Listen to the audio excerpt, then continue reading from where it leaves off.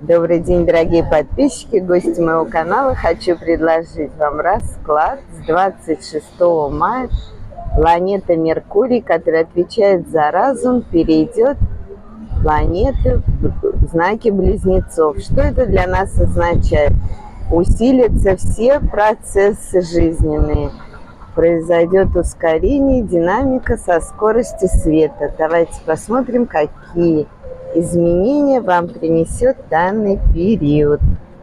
Буду смотреть два домишека.